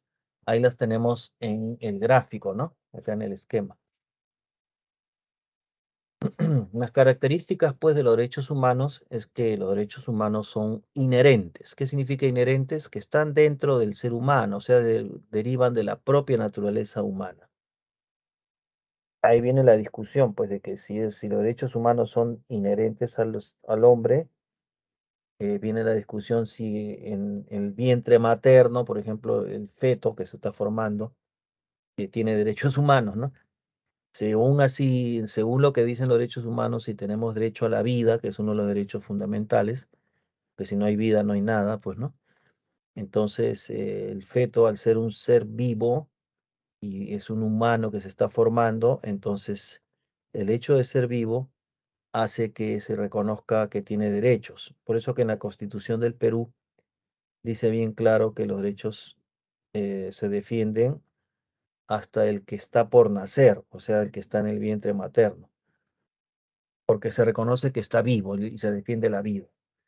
Eso es lo que, digamos, eh, jurídicamente, al estar en la Constitución así, es uno de los elementos de juicio para considerar que el aborto, por ejemplo, en el Perú es un delito penal, ¿no? En otros países no, tal vez, ¿no? Pero en el Perú sí es un delito penal. Es un delito contra la vida, ¿no? El aborto. Bueno, eso es en el caso de la ley. Si quieren que cambie eso, tendrían que cambiar esa parte de la Constitución. Pero mientras no la cambien, el aborto sigue siendo ilegal, un acto delictivo en el Perú. Luego, los derechos humanos son universales. ¿Qué significa eso? Que es común a todas las personas y seres humanos sin distinción. No interesa si eres blanco o negro, o si eres alto, bajo, gordo, flaco, no interesa nada. Ni de dónde, si eres pobre, rico, no, no interesa nada de eso. Solo interesa que todos tenemos derechos humanos, sin ninguna distinción. También nos dice que los derechos humanos son interdependientes. ¿Qué significa eso? Que la vigencia de un derecho también significa o comporta la vigencia de otros. Por ejemplo, el derecho a la vida es un derecho base, ¿no? Si yo digo que tengo derecho a la educación, que también tenemos derecho, entonces ese derecho a la educación se basa previamente en reconocer el derecho a la vida. O sea que se interrelacionan unos con otros, ¿no? Y se apoyan entre sí para justificar su, digamos, su valía, ¿no? Como derecho para todos. Que los derechos humanos son indivisibles. ¿Qué significa eso? Que nadie o ninguna persona puede quitarte, ¿no? O puede hacer que prescindas de algún derecho, ¿no? Ni nadie puede ninguno puede disfrutarse a costa de otros y no puede, ni tampoco puede, no puede prescindirse, dice, ¿no? O sea, dejarse de lado. No se puede dejar ni dividir los derechos humanos, ¿no? O sea, nadie puede decir tú tienes al derecho a la vida en 50%, por ejemplo. Eso no es posible. Tenemos todos los mismos derechos a 100% cada uno. También nos dice que los derechos humanos son inalienables, que ni la propia persona ni el Estado puede enajenar o despojar, ¿ve? Por eso le decía, ¿no? O sea, el derecho a la vida, por ejemplo, en ese sentido, el suicidio tampoco es un derecho, ¿no? Porque el derecho a la vida quiere decir que tú tienes que defender la vida, tu propia vida. Si te quieres suicidar, sería un delito porque estás atentando contra tu propia vida. Eso pasa, ¿no? Entonces, por eso dice que los derechos son inalienables porque ni la propia persona, o sea, ni uno mismo, ni el Estado, por supuesto, te pueden enajenar o quitar o despojar de un derecho humano. Que los derechos humanos son imprescriptibles. ¿Qué quiere decir? Que un derecho no se extingue con el tiempo, no pasan de moda, ¿no? Por ejemplo, el derecho a la vida, el derecho a la educación, etcétera. Son derechos que no pasan de moda ni nada. Al contrario, los derechos humanos tienden a sumarse, a ser cada vez más derechos humanos, ¿no? No a restarse. Y no pasan de moda ni nada de esas cosas, ¿no? Siempre son permanentes en el tiempo. Los derechos humanos son incondicionales. Dice que no están sujetos a ningún lineamiento o procedimiento que determine los límites de los propios derechos. O sea, tampoco te pueden poner las condiciones de que los derechos pueden valer o más para alguien que para otra persona. No se le puede poner condiciones que limiten el ejercicio de los propios derechos. Aquí también tenemos otra característica, que los derechos humanos son inviolables, es decir, que no pueden ser vulnerados, que no deben ser violados. O sea, que es lo que más pasa, por realidad. Por eso es que cuando hay violación de derechos humanos, o sea, por ejemplo, en el caso de Fujimori, ¿no? Que en su gobierno hubo este grupo paramilitar, el Grupo Colina, que asesinó a gente en Barrios Altos, que estaba en una pollada, ¿no? Y fueron y mataron a hombres, niños, todos los que estaban ahí. Ahí violentaron porque no se puede quitar la vida de nadie, porque es un derecho. Y si te le quitas la vida a alguien, estás cometiendo un derecho de violación de derechos humanos. Entonces, en este caso, a Fujimori lo responsabilizaron políticamente por esas matanzas, porque habían sido hechos por un sector de militares clandestinamente, ¿no?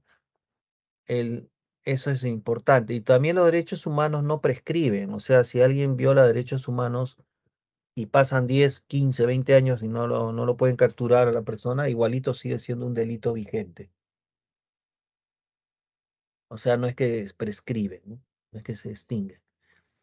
Los derechos humanos también los podemos clasificar según la historia. O sea, los derechos humanos han sido clasificados de diversas maneras, de acuerdo pues con su naturaleza, origen, contenido, ¿no? Y por la materia que refiere, ¿no? La clasificación de carácter histórico se basa en el reconocimiento cronológico de los derechos humanos por parte de un orden jurídico internacional. Según este enfoque, se clasifican los derechos humanos en tres generaciones, como vemos en la diapositiva, ¿no? Las generaciones están relacionadas con la historia, ¿no? La primera generación sería en el siglo XVIII, justo cuando hablamos de la Revolución Francesa, 1789. Ahí, en este proceso de la Revolución Francesa, la burguesía liberal, pues que es la que está luchando contra los privilegios monárquicos, en un momento dado, pues hace la Declaración Universal de Derechos del Hombre y del Ciudadano, ¿no? Ahí nacen los primeros derechos civiles y políticos, o llamados derechos individuales. Por ejemplo, tenemos allí, como vuelvo a repetir, que en esta primera generación se basa en dos hechos históricos muy importantes. El primer hecho es la Declaración de Derechos del Hombre y Ciudadano, que se adoptó durante la Revolución Francesa en 1789. Y el segundo hecho importante también en esta primera generación es que Estados Unidos incorpora en su constitución política la Declaración de Derechos, que entra en vigencia en diciembre de 1791. O sea, que estamos hablando de la independencia de las 13 colonias, ¿no? Entonces, sobre estos dos hechos importantes se habla de los derechos civiles y políticos o derechos individuales, que comprende derechos, por ejemplo, a la vida, como ven ahí, a la integridad física. ¿Por qué eso es lo primero que se reconoce? Porque en ese tiempo, el siglo XVIII, los reyes estaban facultados para, mm, digamos, detener, por ejemplo, eh, los reyes absolutistas, ¿no? Luis XIV, Luis XVI, podían mandar a detener a una persona, llevarlo a la Bastilla, que era la cárcel política, torturar, la tortura estaba permitida para los reyes, torturar a una persona y hasta matarla, ¿no? Solo por la sola acusación del rey, ¿no? O por la sola orden del rey. Entonces, como esto es un abuso, porque mucha gente a veces moría injustamente, los revolucionarios deciden declarar la protección del derecho a la vida y la integridad física para evitar las torturas. También se da la libertad se proclama la libertad de opinión, de conciencia y religión. Se ve la importancia de tener una nacionalidad y también a elegir y ser elegidos, ¿no? Estamos hablando del sufragio, pues, ¿no? En caso de votación, y que un ciudadano pueda postular, por ejemplo, un cargo público y que puedan alguien votar por él, ¿no? O sea, eso es libre. Y también tenemos derecho a la propiedad, que eso es básico en la burguesía, pues, que surgen estas, el derecho a la propiedad privada, ¿no? Que lo defiende la Constitución. Por ejemplo, la Constitución del Perú defiende, pues, el derecho a la propiedad privada porque es una constitución liberal, ¿no?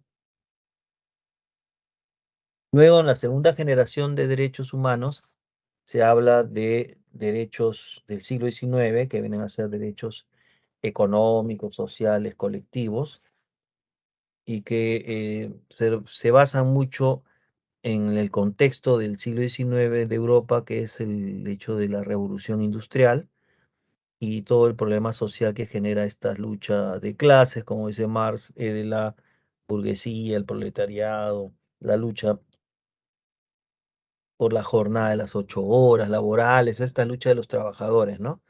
De los obreros, etcétera, por algunos beneficios que se reconozcan por la ley.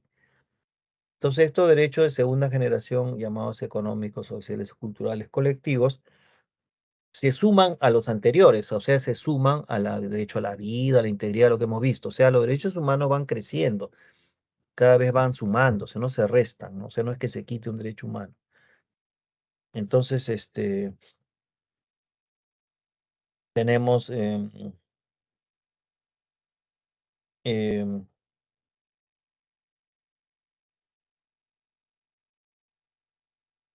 entonces tenemos el derecho que se suma al trabajo, a la seguridad social, derecho a un salario justo, derecho a la huelga, derecho a la sindicalización, derecho a la educación.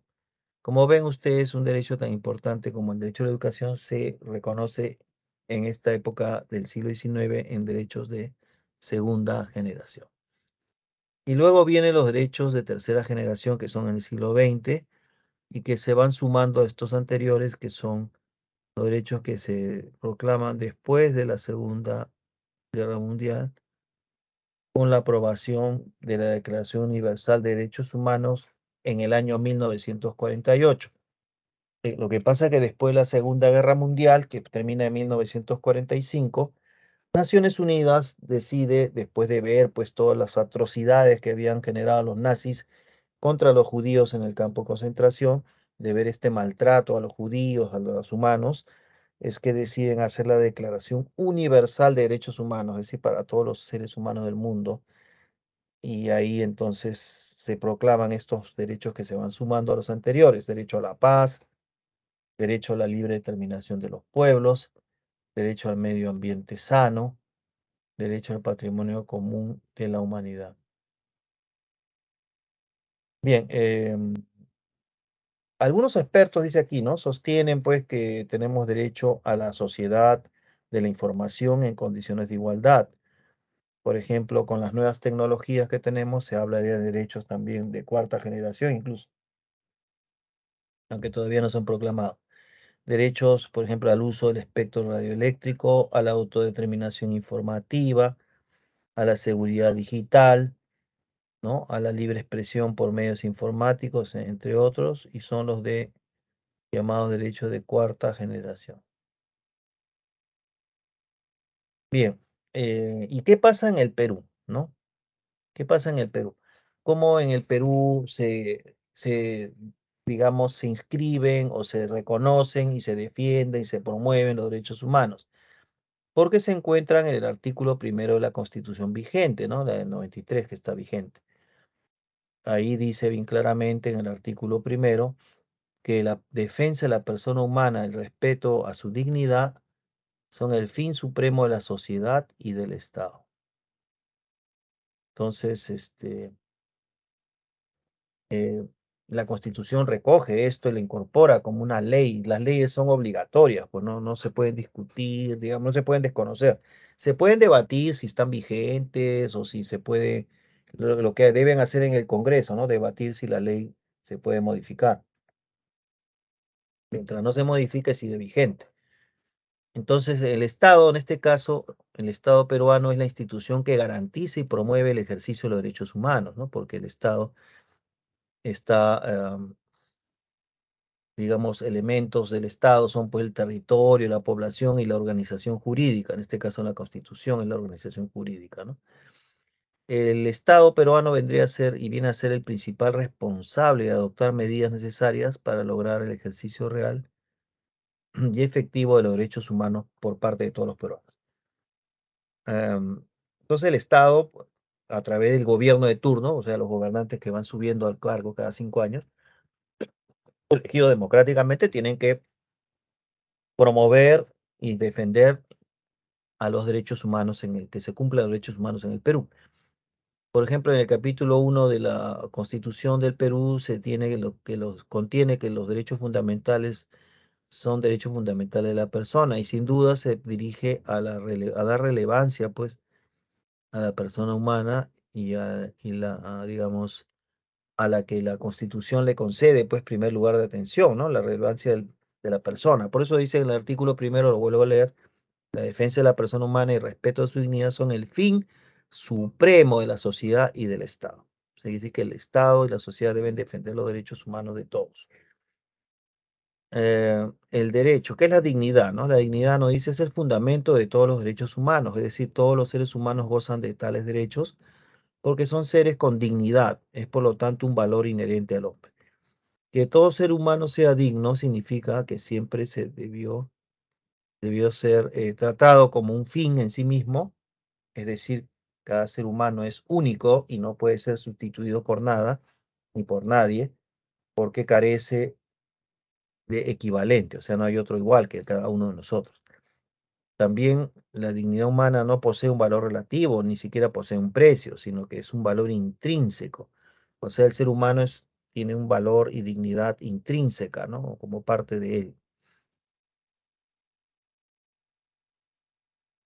Ahora veamos los derechos que tenemos, ¿no? Tenemos básicamente el derecho a la vida, que se ha llamado derechos personalísimos, ¿no?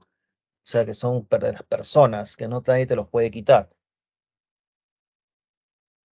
Derecho a la vida, derecho a la identidad, a la integridad moral, a la integridad psíquica y física y al libre desarrollo y bienestar. Por eso que estos son los derechos básicos, ¿no? La vida. Si no hay derecho a la vida, no hay cómo se sostengan los demás derechos, ¿no?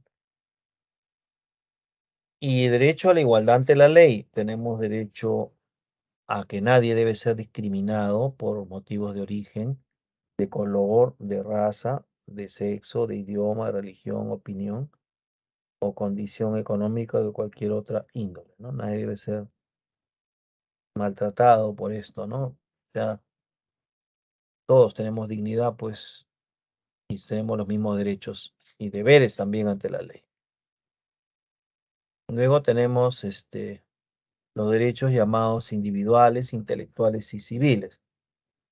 Estos son derechos relacionados con la libertad, ¿no? Por ejemplo, el derecho individual, tenemos el derecho individual en base a la libertad de elegir el lugar de residencia, donde vamos a vivir. Tenemos el derecho a transitar libremente por el territorio nacional, ¿no? Siempre que seas una persona con DNI y mayor de edad, ¿no? O sea, que si un menor de edad viaja, tiene que ser con permiso de sus padres, ¿no? Hasta los 18 años que uno ya adquiere la ciudadanía cuando también tramita su DNI. Tenemos derecho a salir del territorio nacional y a entrar a él, pues, ¿no? O sea, eso cuando tenemos pasaporte o en el caso de Sudamérica, algunos países como Chile, etcétera, Ecuador, pero no puede viajar con su DNI nomás, ¿no?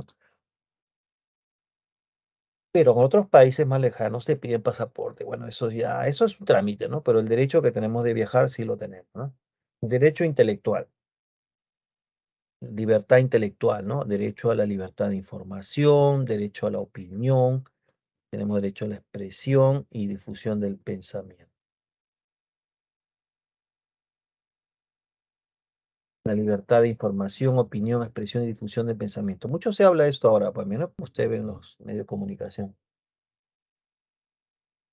Pueden decir lo que quieran y eso demuestra que hay libertad de expresión, pues, ¿no? De opinión, ¿no? La gente habla, discute, echa la culpa, dice cosas. Bueno, eso son parte de las libertades, pero siempre y cuando no se manche el honor de las personas, ¿no? Y sabemos que los derechos humanos también existen para todos, entonces no es que yo por tener derecho voy a hablar lo que me da la gana, manchando o si no injuriando, calumniando el honor de otra persona. Eso no se permite, pues, o eso no es libertad, sino es libertinaje, ¿no? También tenemos derecho a la libertad civil, es decir, a reunirnos pacíficamente, sin armas, por supuesto, no, porque no vamos a hacer nada delictivo, ¿no? Sino reunirnos pacíficamente, sin asociarnos, a constituir fundaciones sin fines de lucro y a la inviolabilidad del domicilio, ¿no?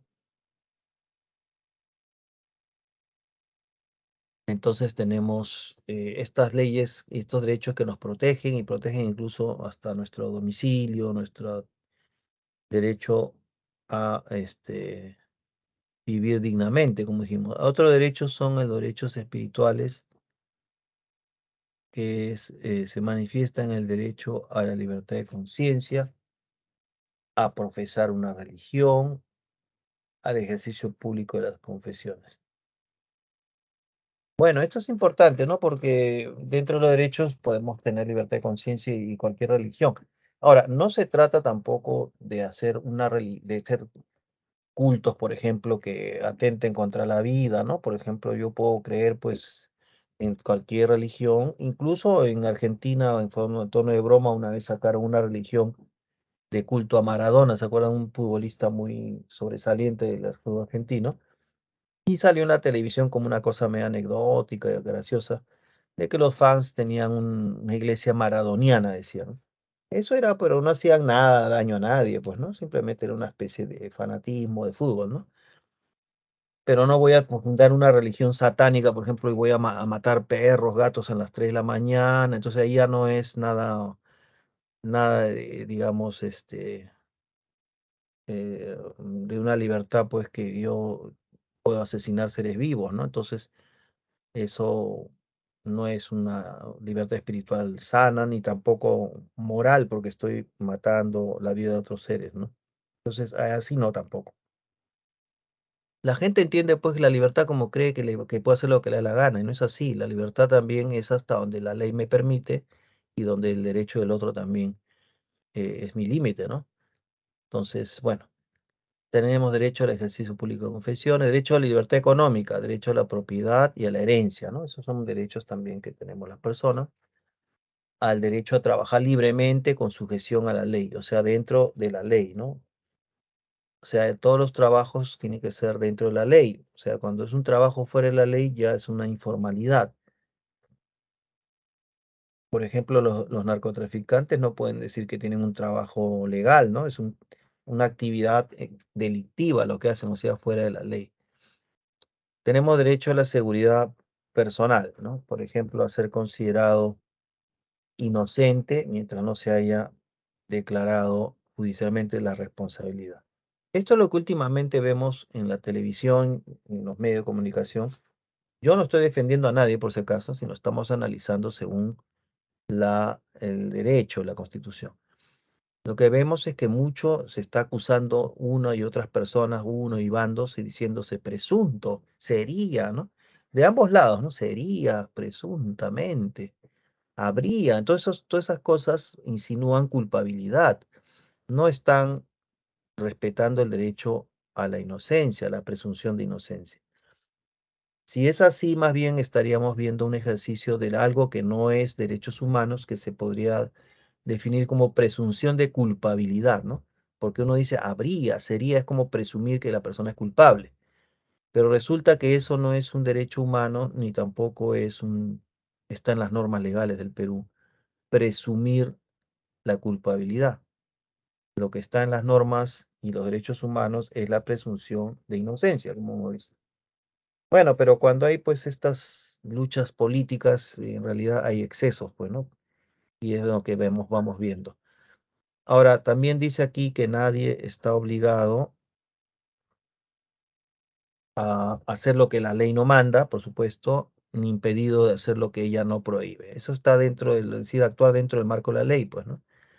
Nadie puede ser incomunicado sino en caso indispensable para el esclarecimiento de un delito. Bueno, sí, pues eso también es lo que se menciona, ¿no? Se menciona como un,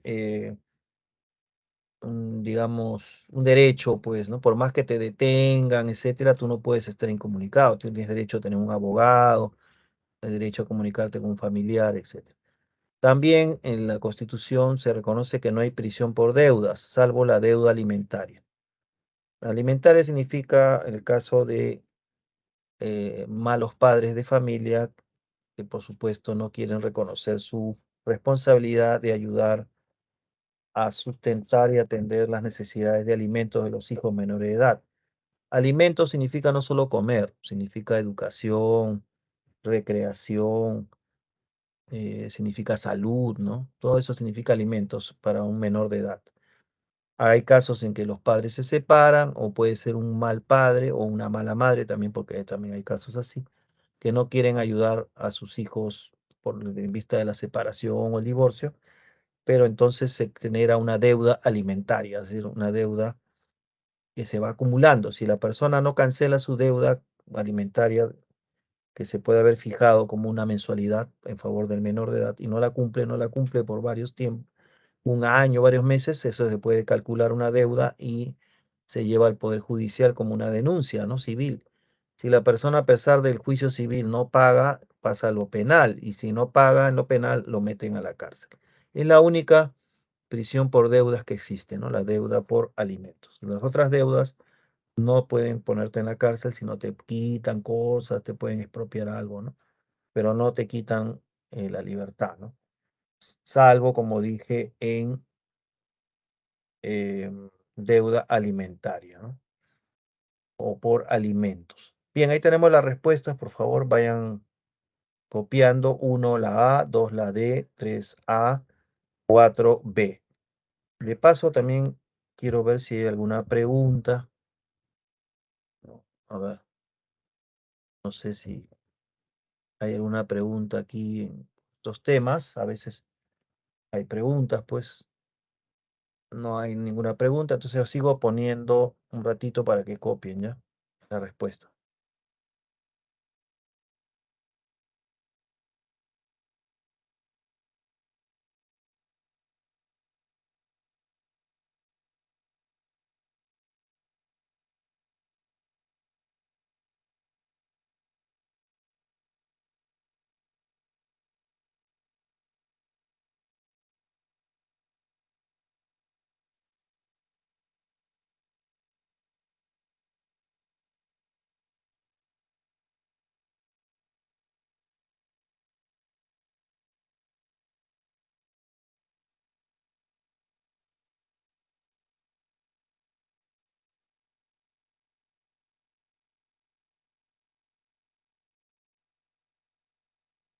Bien, vamos a resolver. La número 1 dice, acá hay que leer bien, ¿no? Hay que también leer bien las alternativas.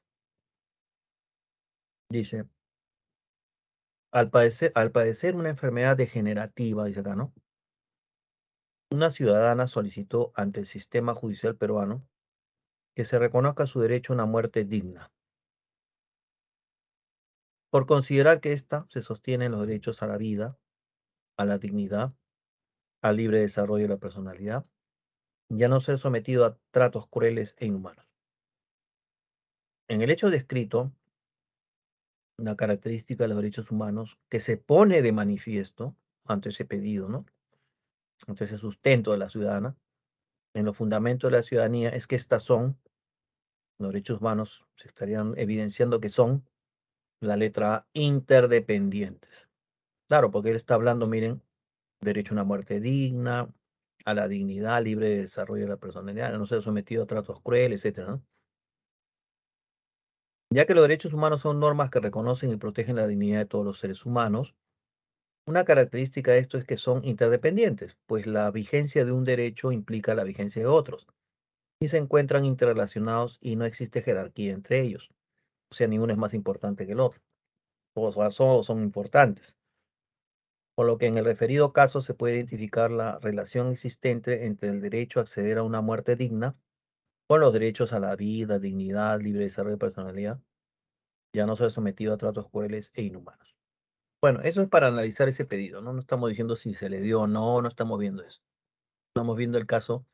Ese pedido demuestra que los derechos humanos son interdependientes, que es la respuesta. 2, dice, una resolución del Tribunal Constitucional reconoce el derecho a la protesta social, como la facultad de cuestionar, por razones de tipo político, económico o de cualquier otra índole, los hechos o disposiciones que establezcan los poderes públicos o privados. La protesta tiene como objeto obtener un cambio de estatus, del status quo, o sea, de la situación que están viviendo, siempre que ello se realice, ajá, ahí está el detalle, o sea, que esa protesta, ¿no? Siempre es que se realice sobre la base de un fin legítimo y según el orden público constitucional. Claro, porque mi protesta no puede alterar el orden público del resto, ¿no? De la vida de los demás ciudadanos. Respecto a este importante derecho, identifica los enunciados correctos. Y nos dicen que es la letra D, que lo correcto es respecto a esta protesta social de este derecho 1 y 4. Uno, que posee estrecha relación con los derechos de la libertad de expresión y de reunión. Claro, por eso que se salen a hacer una protesta, ¿no? Y 4, limita el uso de la fuerza, ¿no? Quiere decir contra los manifestantes en los actos represivos. Claro, no se puede maltratar a los manifestantes, pero tampoco los manifestantes pueden maltratar o atacar el orden público o las instituciones públicas, ¿no? O privadas. Eso es lo que la gente no entiende. La gente dice, yo salgo a marchar y después termina pues en desbande, ¿no? Rompiendo vidrios, cosas así. Entonces eso ya no es, no tienes un derecho a hacer eso contra las casas, las propiedades privadas, ¿no? La propiedad privada de la gente. Pero no te limita tu derecho a protestar. Tiene que ser tu protesta, tiene que ser pacífica, ¿no? Tiene que ser con respeto a los demás. Ahora, ¿por qué la 2 y la 3 no son verdad, no? Porque por el 2 dice, materializa un ejercicio del derecho a la protesta social, un ejercicio colectivo, y se reconoce como de tercera generación. No, es incorrecto porque este derecho es de segunda generación, no es de tercera. Y 3, despenaliza los actos que durante su realización atenten contra la propiedad. Incorrecto, pues no se puede despenalizar un acto delictivo, ¿no? Contra la propiedad. La protesta se debe realizar digamos, sin atentar contra la seguridad de otras personas ni el patrimonio y el orden público, ¿no? Bien, 3, una adulta mayor tiene la plena voluntad de salir de su domicilio para diversos fines. Sin embargo, sus hijos no se lo permiten porque es una adulta mayor, pues se aseguran que se expone a peligros que implican la inseguridad ciudadana. En la situación descrita, la decisión adoptada por los hijos significa una afectación a los derechos de su madre. Bueno, la respuesta es, según la ley, letra A, sí, pues porque se está restringiendo la libertad de tránsito de la persona, ¿no? Ahora no sabemos qué tanto puede valerse por sí misma porque no lo dice, solo dice que es una adulta mayor, no dice que no está en facultades, ¿no? No dice nada de eso. Por eso que no le pueden impedir pues salir, ¿no? Porque hay la libertad de tránsito de las personas. Eso, por eso hay que leer bien, ¿no? Porque no puede decir, no, pero si es una adulta mayor, por eso porque la quieren, no la dejan salir. Pero no sabemos, pues, porque adulta mayor pues, son un montón de personas mayores de 60 años y no todos no pueden salir, ¿no? Hay que leer bien la pregunta. 4, dice, debido a un derrame de petróleo acontecido en la quebrada Cuninico, departamento de Loreto, líderes indígenas denunciaron el desastre ambiental que pone en riesgo la salud, seguridad alimentaria y el acceso a agua limpia de sus comunidades. Al respecto, identifica el valor de verdad de los siguientes denunciados relativos a los derechos humanos. Nos dicen que es la letra B. ¿Verdad? Es la 1, 3 y 4. 1, que la afectación de un medio ambiente sano vulnera el derecho de tercera generación. Claro, eso se adquieren en tercera generación, derecho a un medio ambiente sano. 3, que la contaminación del agua y de las tierras limita el derecho al trabajo de los comuneros. Sí, pues, porque afecta, pues, digamos, si es un trabajo agrícola, ¿no? La contaminación del agua. Y 4, la atención de la salud de los comuneros por parte del Estado es un derecho de segunda generación. Sí, es cierto, el derecho a la salud, ¿no? Falso las dos, que las comunidades pueden protestar violentamente para impedir la extracción de hidrocarburos. Eso es falso, pues, porque la paralización temporal o definitiva de actividades se resuelve en actos administrativos o judiciales, no en actos violentos, ¿no? No en actos vandálicos. Bien, eso sería. No sé si habrá alguna pregunta por ahí. ¿Por qué no pueden ser inviolables? Me pregunta acá, ¿no? Bueno, acá había varias preguntas. Vamos a ver si alcanza el tiempo. Nos dice, a ver, ya se lo expliqué. La proclamación de la independencia de los derechos humanos de Perú se pusieron en práctica. Bueno, recordemos de que los derechos humanos se proclaman en 1947, ¿no? La proclamación de independencia en 1821. Todavía no estaban vigentes. ¿Por qué no pueden ser inviolables? Porque los derechos humanos son parte de la dignidad del hombre. Tú cuando violas un derecho humano estás violando la dignidad de las personas y eso es inaceptable, es un delito. 3, ¿por qué pasaría si nos ponen que la anciana, ya ves, no puso pues, no, pero la pregunta no lo puso. Ya, estamos hablando de acuerdo a la pregunta. Pues si cambiamos la pregunta, estamos hablando de otra cosa, no de esta pregunta. Pero si hubieran puesto que tiene Alzheimer, seguramente había un atenuante que viene a ser la posibilidad de plantear, por ejemplo, una interdicción que vendría a ser una representación de los derechos de la persona que no puede valerse por sí misma, pero eso lo tiene que determinar un juez, ¿no? No los familiares. Tiene que ser un proceso legal. Bien, nos quedamos aquí porque ustedes ya tienen un intermedio y nos continuaremos la siguiente clase. Cuídense, entonces.